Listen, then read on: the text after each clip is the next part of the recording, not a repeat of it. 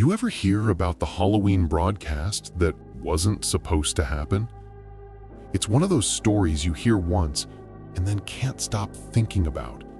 Because once you know what went on air that night, you start wondering if maybe, just maybe, you weren't supposed to hear it. It happened in Denver, Colorado, back in 1994.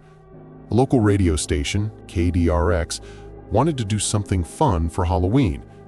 You know, spooky stories, eerie music, fake ghost calls, the kind of harmless stuff that keeps listeners awake on the drive home. The show started at 10 p.m. Everything was going as planned, until it wasn't. About 40 minutes into the broadcast, something interrupted the signal. It wasn't static. It wasn't a commercial. It was a voice. At first, the host thought it was a prank, maybe another station bleeding through. But the engineers swore every frequency was clean.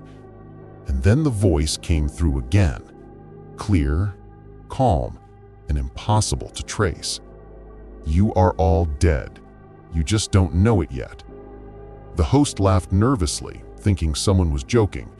But the laughter died when the voice repeated it, this time slower, colder, with that echo that sounds like it's coming from inside the signal itself. You are all dead, just not aware. For the next 3 minutes, that was all anyone could hear. No music, no DJ, no commercials. Just that voice, repeating the same words, with small differences each time. You died long ago. This is not your world. Wake up. Listeners started calling the station, panicking. One woman said the voice sounded exactly like her late husband. Another claimed it spoke in her native language, even though the broadcast was in English. The station's engineer tried to shut down the transmission, but the controls didn't respond. He pulled the cables. The sound stayed. He cut the power. The voice kept playing through the emergency generator that wasn't even turned on. And then, as suddenly as it started, it stopped. No static, no fade out, just a clean click, and the Halloween host came back on the air, stuttering, asking if anyone else heard it. They switched to commercials and ended the show early. The next morning, the phone lines were full, people demanding answers. The FCC and FBI both investigated. They found no trace of the signal source.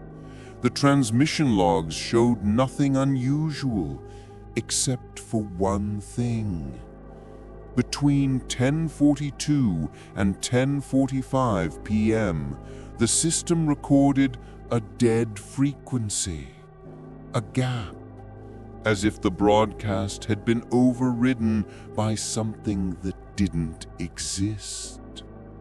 A few days later, one of the station's employees, the same engineer who tried to cut the power, didn't show up to work. Police found him at home, sitting in front of his turned-off radio, still wearing his headphones. The cause of death? Heart failure. But the strange part was, his recorder was still running, and on that tape there was only silence. Except if you turned the volume all the way up, at the very end, you could hear a faint whisper. You are all dead, just not aware of it.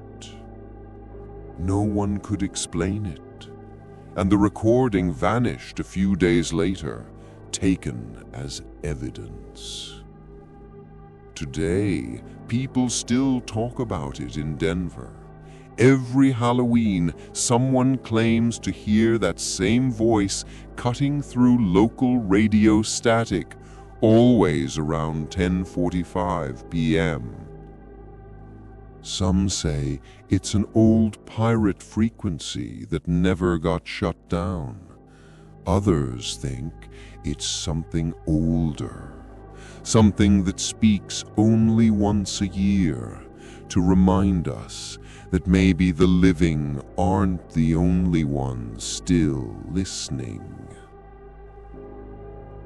So if you're driving late this Halloween night and your radio cuts to silence for a moment, don't touch the dial, because if you listen closely, you might just hear it whisper your name next. You are all dead, just not aware of it.